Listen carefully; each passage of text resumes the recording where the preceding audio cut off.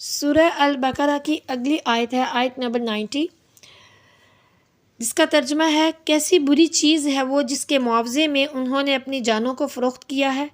کہ وہ اس کتاب کا کفر کریں جس کو اللہ نے نازل کیا ہے، اس پر سرکشی کرتے ہوئے کہ اللہ اپنے فضل سے اپنے بندوں میں سے جس پر چاہے کتاب نازل فرماتا ہے، وہ غضب در غضب میں آ گئے اور کافروں کے لیے ذلیل و خوار کرنے والا عذاب ہے۔ اب دیکھیں یہ آیت جو ہے یہ پچھلی آیت کا تتمہ ہے،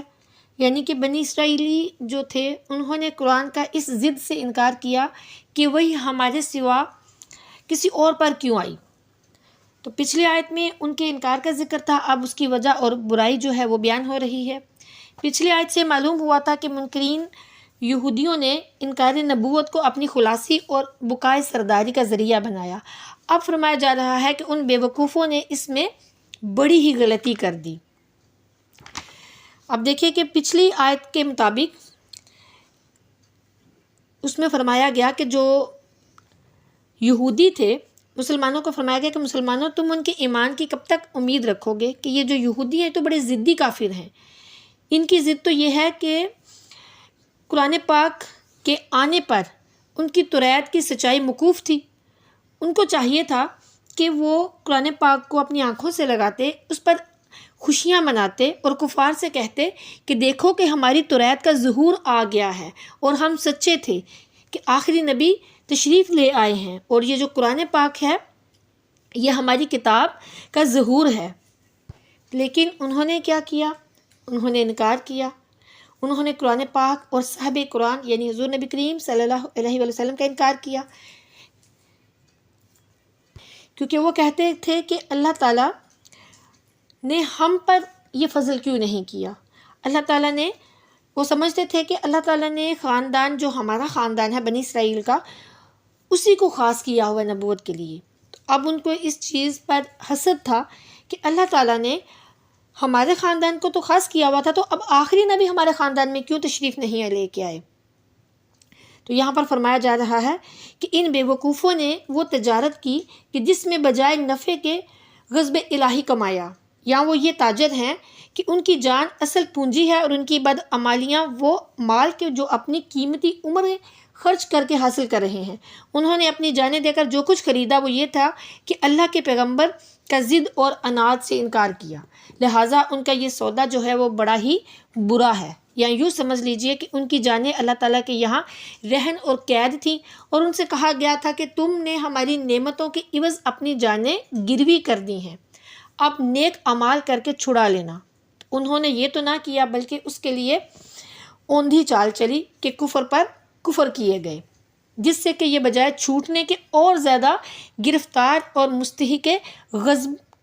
قہار ہو گئے اور اپنے اس معاملے میں بڑے برے رہے، یا یوں سمجھ لیجئے کہ انہیں نبی آخر الزمان صلی اللہ علیہ وسلم کے تشریف لانے سے پیشتر ایمان حاصل تھا، ان کو مانتے تھے، لیکن ان کے تشریف لانے پر انہوں نے الٹا بیپار کیا کہ کفر کے عوض ایمان فروخت کر ڈالا،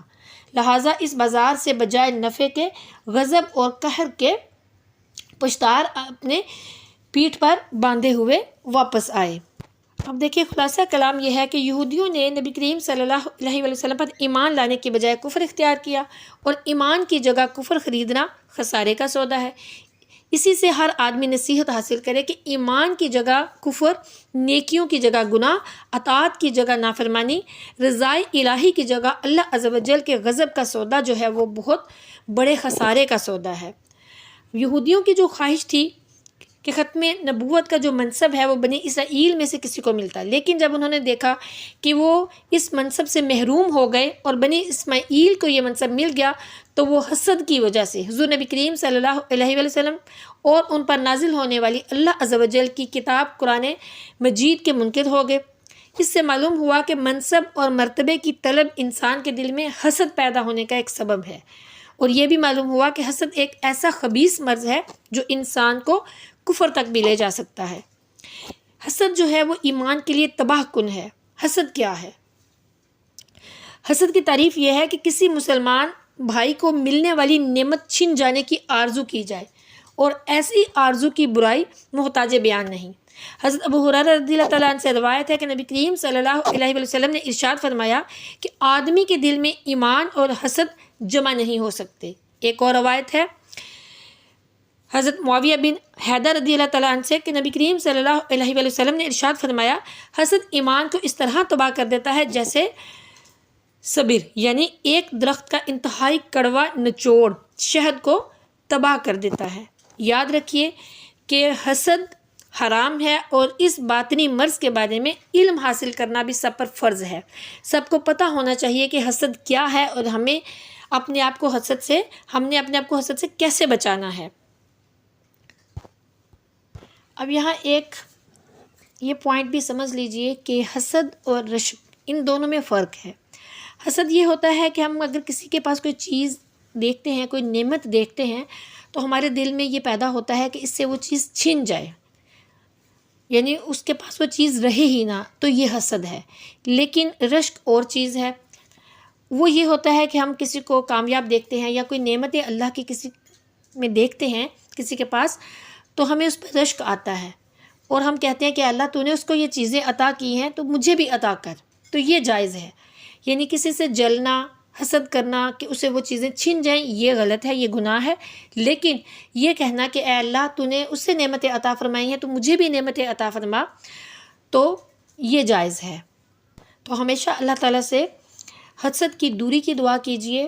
اور ہمیشہ دعا کیجئے اگر کسی کے پاس نعمتیں دیکھیں تو یہ دعا بالکل بھی نہ کیجئے اور دل میں خیال بھی نہ آئے کہ اس کے پاس یہ چیز ہے تو چھن جائے، بلکہ یہ دعا کریں کہ اے اللہ تو نے اسے یہ نعمتیں عطا فرمائی ہیں تو مجھے بھی یہ نعمتیں عطا فرما، آمین۔ سورہ البقرہ کی اگلی آیات ہیں آیت نمبر 91 اور 92۔ آیت نمبر 91 کا ترجمہ ہے، اور جب ان سے کہا جاتا ہے کہ ان تمام کتابوں پر ایمان لاؤ جن کو اللہ نے نازل کیا، تو کہتے ہیں ہم اس پر ایمان لائیں گے جو ہم پر نازل کیا گیا ہے، اور اس کے ماں سوا کا کفر کرتے ہیں، حالانکہ وہ حق ہے اور جو اصل کتاب ان کے پاس ہے اس کی تصدیق کرنے والا ہے۔ آپ کہیے اگر تم توریت پر ایمان لانے والے ہو تو اس سے پہلے انبیاء کو کیوں قتل کرتے تھے؟ اگلی آیت ہے آیت نمبر 92، اس کا ترجمہ ہے، اور بے شک تمہارے پاس موسیٰ واضح دلائل لے کر آئے، پھر تم نے اس کے بعد بچڑے کو معبود بنا لیا اور تم ظالم تھے۔ اب دیکھیے کہ یہاں بھی یہودیوں کے ان ایوب کا جو سلسلہ ہے وہی چل رہا ہے کہ ان کے ایوب کے سلسلے کی ایک کڑی جو ان کی مایوسی ایمان کا باعث ہے، یعنی اے مسلمانوں تم ان کے ایمان کی کیسے امید کرتے ہو؟ وہ تو پہلے ہی فیصلہ کر چکے ہیں کہ اپنی ہی مانیں گے اور کسی کی نہیں مانیں گے۔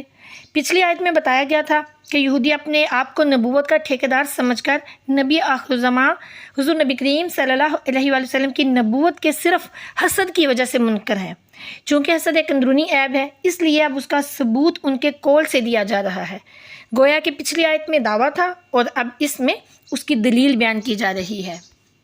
اب اس آیت کی تفسیر یہ ہے کہ جب مدینے کے یہودیوں سے نبی کریم صلی اللہ علیہ وآلہ وسلم نے فرمایا کہ اللہ کی نازل کی ہوئی تمام کتابوں پر ایمان لے آؤ، تو انہوں نے کہا ہم تو صرف توریت پر ایمان لائیں گے جو کہ صرف ہم پر نازل کی گئی ہے، اور قرآن پر ایمان لانے سے انکار کر دیا۔ تو اللہ تعالیٰ ان کا رد فرماتا ہے کہ قرآن حق ہے اور اس اصل توریت کی تصدیق کرنے والا ہے جو کہ تمہارے پاس ہے، اور دونوں ہی اللہ کے کلام ہے۔ تو جب تمہارا توریت پر ایمان ہے تو قرآن کا انکار کیسے کر سکتے ہو؟ حالانکہ وہ بھی توریت کی طرح اللہ کی کتاب ہے اور تمہاری کتاب کا اس کی تصدیق کرنے والی ہے۔ اب یہودیوں کی 4 طرح سے تردید فرمائی گئی ہے۔ اولاً یہ کہ قرآن حق ہے جس کا یہ بھی اقرار کرتے ہیں، لہٰذا ان کا انکار باطل ہے۔ دوسرے یہ کہ قرآن جو ہے وہ توریت کو سچا کرنے والا ہے، کیونکہ توریت میں اس کے آنے کی خبر تھی، یعنی کہ قرآن پاک کے اور نبی کریم صلی اللہ علیہ وسلم کے تشریف لانے کی خبر تھی، لہٰذا اس کا انکار توریت ہی کا انکار ہے، یعنی قرآن کا انکار توریت کا انکار ہے۔ تیسرے یہ کہ تمہارے گزشتہ اعمال تمہارے دعوے کو توڑتے ہیں کہ توریت میں انبیاء کرام علیہ السلام کی اطاعت کا حکم تھا، تم نے انہیں قتل کیا، کیا اب بتاؤ کہ تمہارا کیا ایمان رہا؟ اور یہاں تک کہ یہودیوں سے کہا جا رہا ہے کہ یہودیوں نے کیا کیا تھا۔ حضرت سیدنا موسیٰ علیہ السلام کی موجودگی میں ان کے جاتے ہی بدترین شرک کر ڈالا، کیا کہ بچڑا بنا لیا، اس کی پوجا شروع کر دی۔ تو فرمایا جا رہا ہے کہ تم تو ہمیشہ سے ہی ظالم ہو، اور یہ انکار بھی اسی وجہ سے ہے۔ تو ان آیات کے مضمون سے اصحاب رسول اللہ صلی اللہ علیہ وآلہ وسلم جو ہیں، پیارے آقا کریم صلی اللہ علیہ وآلہ وسلم کے صحابہ، ان کی عظمت کا بھی پتہ چل رہا ہے کہ یہودی جو تھے انہوں نے موسیٰ علیہ السلام کی حیات شریف میں ہی دین بدلنے کی کوشش کی، شرک میں مبتلا ہو گئے، لیکن ہمارے پیارے نبی آخر الزمان سیدنا محمد مصطفیٰ کریم صلی اللہ علیہ وآلہ وسلم کے صحابہ کرام کتنی بلند شان اور مرتبے والے کہ نبی کریم صلی اللہ علیہ وآلہ وسلم ظاہری طور پر جب دنیا سے تشریف لے گئے تو وہ بالکل بھی نہیں بدلے۔ انہوں نے کیا کیا؟ سبحان اللہ، انہوں نے بکھرے ہوئے قرآن پاک کو جمع کیا، احادیث کو لوگوں تک پہنچایا، مسلمہ کذاب اور مانعین زکوٰۃ جو ہے ان کا فتنہ ختم کیا، اور تمام عالم جو ہے اس میں اسلام کو پھیلایا۔ غرض یہ کہ بنی اسرائیل یہودیت مٹانے والے تھے، اور حضور نبی کریم صلی اللہ علیہ وآلہ وسلم کے صحابہ کرام جو ہیں وہ دین کو پھیلانے والے ہیں، جیسے کہ نبی آخر الزمان سیدنا محمد مصطفیٰ کریم صلی اللہ علیہ وآلہ وسلم تمام انبیاء کرام علیہ السلام کے سردار ہیں، ویسے ہی نبی کریم صلی اللہ علیہ وآلہ وسلم کے پیارے صحابہ کرام جو ہیں وہ تمام انبیاء کرام کے جو صحابہ تھے ان کے سردار ہیں۔ سبحان اللہ، کیا مقام اور کیا بلند مرتبہ ہے صحابہ کرام کا، سبحان اللہ۔ اللہ تعالی ہمیں ان کی پیروی کرنے کی توفیق عطا فرمائے، آمین۔ ان آیات کی ایک دوسری تفسیر بھی ہے مختصر سی، وہ یہ ہے کہ جب یہودیوں سے کہا جاتا ہے کہ تم ساری کتابوں پر ایمان لاؤ تو وہ کہتے ہیں کہ چونکہ ہم توریت کے ماننے والے ہیں اس لیے قرآن کے صرف اس حصے کو مانیں گے جو کہ اس کے مطابق ہوگا، یعنی کہ اس کے خلاف جو مضمون ہوگا اس کو ہرگز نہیں مانیں گے۔ اس کی تردید میں ارشاد ہوا کہ یہ مضمون بھی حق ہے، اور اس نسخ میں بھی توریت کی تصدیق ہے کہ توریت نے اس نسخ کی خبر دی تھی، اور اگر تم توریت کی حمایت میں اس کے ناسخ قرآن کو نہیں مانتے اور نبی آخر الزمان صلی اللہ علیہ وآلہ وسلم میں یہ عیب نکالتے ہو کہ یہ توریت کے منسوخ کرنے والے ہیں اس لیے ہم ان کو نہیں مانتے، تو بتاؤ کہ ان سے پہلے جو پیغمبر توریت کی اشاعت اور حمایت کرنے کے لیے آئے تھے ان لوگوں کو تم نے کیوں قتل کیا؟ وہ تو ناسخ نہیں تھے، بلکہ وہ تو توریت کو ہی ماننے والے تھے اور اسی کے احکامات اور تعلیمات جو ہیں ان کا ہی امپلیمنٹ کرنے والے تھے۔ تو یہاں کہا جا رہا ہے کہ پھر تم نے ان لوگوں کو کیوں قتل کیا؟ مزید فرمایا جا رہا ہے کہ حضرت موسیٰ علیہ السلام تو خود توریت کو لے کے آنے والے تھے، تو پھر ان کی موجودگی میں تم لوگوں نے بت پرستی کیوں کی؟ تو فرمایا جا رہا ہے کہ یہ تو صرف تمہارے بہانے ہیں، انکار کی وجہ صرف یہ ہے کہ تم ظالم ہو، ضدی ہو، ہٹ درم ہو، سرکش ہو۔ ان آیات سے ہمیں کچھ سبق بھی ملے کہ کفار سے مناظرہ کرنا یہ سنت قرآنی ہے، بے دینوں سے دین میں جھگڑا کرنا اور مناظرے میں نقص وارد کرنا، مقابل کو الزامی جواب دینا، یہ کیا ہے؟ طریقہ انبیاء ہے۔ بعض انبیاء پر ایمان اور بعض کا انکار کرنا بالکل غلط بلکہ محال ہے، کیونکہ ہر نبی سب کی تصدیق فرماتے ہیں،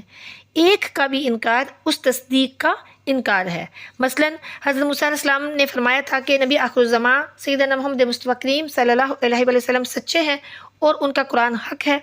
اب جو قرآن کا انکار کرتا ہے وہ حضرت موسیٰ علیہ السلام کے اس فرمان کا منکر ہے۔ اب یہاں پر ایک مسئلہ بھی سمجھ لیجئے، مسئلہ یہ ہے کہ صحابہ کرام اور اہل بیت کے بارے میں کہ ان میں سے ایک کا انکار دوسرے کا انکار ہے۔ مثلا کہ سیدنا صدیق اکبر رضی اللہ تعالیٰ عنہ کا اگر انکار کر دیا جائے اور قرآن مجید، یعنی کہ اگر ان کا انکار کر دیا جائے تو پھر قرآن پاک جو ہے وہ غلط ٹھہر جائے گا، کیونکہ اس کے جمع کرنے والے تو وہی ہیں۔ سیدنا صدیق اکبر رضی اللہ تعالیٰ عنہ جو ہے انہوں نے قرآن پاک کو جمع کیا تھا، اور پھر اہل بیت کے فضائل کی حدیثیں بھی غلط ہوئیں، کیونکہ یا تو وہ سیدنا صدیق اکبر رضی اللہ تعالیٰ عنہ سے مروی ہیں یا پھر ان کے متقدین جو ہیں ان سے۔ تو پھر جب یہ دونوں راستے بند ہو گئے تو پھر اہل بیت کے ماننے کا اور پہچاننے کا کون سا ذریعہ ہے؟ نیز سیدنا علی المرتضیٰ رضی اللہ تعالیٰ عنہ نے اپنی تقریر اور تحریر میں ان کے فضائل بیان کیے۔ نہج البلاغہ جو ان کی خطبات ہیں حضرت علی المرتضیٰ کے، اس میں انہوں نے حضرت سیدنا صدیق اکبر رضی اللہ تعالیٰ عنہ جو ہیں ان کے فضائل بیان کیے ہیں۔ لیکن آج کل کا جو ایک فرقہ ہے رافضیوں کا، اس نے کیا کیا ہے، انہوں نے بھی حضرت علی المرتضیٰ رضی اللہ تعالیٰ عنہ کے جو یہ جو بک ہے نہج البلاغہ، اس میں انہوں نے کیا کیا ہے؟ انہوں نے وہ باتیں مانی جو کہ ان کا دل کیا۔ حضرت ابوبکر صدیق رضی اللہ تعالیٰ عنہ اور حضرت عمر فاروق رضی اللہ تعالیٰ عنہ کے جو فضائل ہیں، ان کی جو وہ والی باتیں ہیں، وہ والی جو ان کی روایات ہیں، وہ انہوں نے نہیں مانی۔ پھر اب یہاں پر خیال رکھیے کہ بنی اسرائیل جو تھے وہ نفسانی طور پر یا اپنا دین مٹانے کے لیے آپس میں لڑتے تھے، مگر نبی کریم صلی اللہ علیہ وسلم کے اصحاب جو ہیں وہ دین کی خاطر لڑتے تھے، دین مٹانے کو آپس میں نہیں لڑے۔ ان کی آپس کی جنگیں کفر و اسلام یا عداوت یا نفسانیت کے لیے نہیں تھیں، بلکہ ان میں سے ہر ایک کا دوسرے کے متعلق یہ خیال تھا کہ وہ دینی غلطی کر رہا ہے، اس لیے لڑے۔ اس لیے اللہ تعالیٰ نے قرآن مجید میں کہیں ان کی برائی نہیں کی، بلکہ تعریفیں ہی بیان کی گئی ہیں۔ پھر یہ کہ انبیاء کرام علیہ السلام کی مخالفت، انہیں قتل کرنا یا ان کو تکلیفیں پہنچانا، یہ سب کفر ہے۔ دیکھیے کہ بنی اسرائیل نے دعویٰ کیا تھا کہ قرآن کریم نے ان کا یہ جرم قتل انبیاء دکھا کر انہیں جھٹلایا اور ان کا کفر ثابت کیا۔ پھر کفر سے راضی ہونا بھی کفر ہے۔ اب آپ دیکھیے کہ جو موجودہ بنی اسرائیل ہیں، انہوں نے انبیاء کرام کو تو قتل نہیں کیا، محض وہ اس بات سے راضی ہیں، تو اس لیے پھر وہ لوگ بھی اسی کفر میں شامل ہیں۔ یعنی کہ جب کوئی گناہ کرتا ہے تو جو اس گناہ پر راضی، اس کے کرنے پر راضی ہوتا ہے، گناہ چاہے اس نے نہیں کیا، کسی اور نے کیا، لیکن اگر وہ کہتا ہے کہ ہاں اس نے یہ گناہ کیا تو ہاں اس نے صحیح کیا ہے، تو پھر وہ بھی اس کے ساتھ برابر کا شریک ہے۔ اور آج کل یہ معاملہ ہمارے ارد گرد بہت زیادہ ہو رہا ہے۔ اللہ تعالیٰ ہمیں ہدایت عطا فرمائے اور ایمان اور ہدایت پر استقامت عطا فرمائے، آمین۔ صوفیہ کرام ان آیات کی تفسیر میں فرماتے ہیں کہ صورت سے سیرت، قالب سے قلب، قال سے حال اور اعمال سے کمال کا پتہ چلتا ہے۔ جن کا قلب یعنی کہ دل درست ہوگا تو انشاءاللہ عز و جل اس کی ساری چیزیں درست ہوں گی۔ جس شخص کے اعمال اس کے دعوے کے مطابق نہ ہو، وہ دعوے میں جھوٹا ہے۔ اس آیت کریمہ میں یہودیوں کے قول و فعل سے ان کی بے ایمانی کا جو ثبوت ہے وہ دیا گیا۔ اور ایک بات یہ بھی یاد رکھیے کہ جو شخص بارگاہ مصطفیٰ کریم صلی اللہ علیہ وسلم کا نکالا ہوا ہو، وہ کہیں بھی سرخرو نہیں ہو سکتا، جیسا کہ ان یہودیوں کا حال ہوا۔ اسی طرح جو شخص کسی ولی اللہ کے عطاب میں آ جائے، وہ بھی ہر جگہ سے دھتکارا ہی جائے گا، لیکن کچھ لوگ یہ بالکل بھی نہیں سمجھتے۔ یہاں پر ایک اور بات یاد رکھیے کہ بعض لوگ اس طرح ہوتا ہے کہ کسی کو اپنے بیعت کرتے ہیں، ان کا کوئی مرشد کریم ہوتا ہے، تو بعض لوگ یہ سمجھتے ہیں کہ وہ صرف اپنے سلسلے کے جو بزرگ ہیں ان کو ہی مانیں گے کہ یہی بزرگ ہیں، باقی کسی سے ہم نے تعلق نہیں رکھنا۔ حالانکہ یہ بالکل غلط ہے، بے وقوفی ہے۔ اس طرح یہ تو پھر یہودیوں کی طرح کا جو عمل ہے وہ ہو گیا۔ تفسیر نعیمی میں مفتی احمد یار خان نعیمی رحمۃ اللہ تعالیٰ علیہ فرماتے ہیں کہ یہ بالکل بے وقوفوں والا رویہ ہے کہ وہ اپنے سلسلے کے مشائخ ہیں ان کو مانے اور باقی دوسروں کو نہ مانے۔ تو یہ یہودیوں کا طرز عمل ہے، جنہوں نے کہا تھا کہ ہم اپنے پر اتری ہوئی کتاب کے مومن ہیں، وہ تو ایمان سے محروم رہے، اور جھوٹا مرید جو ہے وہ عرفان سے محروم ہے۔ معرفت حاصل کرنے کے لیے ہر ولی کے زیر سایہ رہنا ضروری ہے۔ ہاں یہ بات ضرور ہے کہ جہاں سے فیض ملے تو یوں سمجھ لیں کہ یہ میرے مرشد کا فیض ہے جو مجھے یہاں سے مل رہا ہے۔ اللہ تعالیٰ ہمیں بھی پیارا کریم صلی اللہ علیہ وآلہ وسلم کے وسیلے سے بزرگان دین کا فیض عطا فرمائے، آمین ثم آمین۔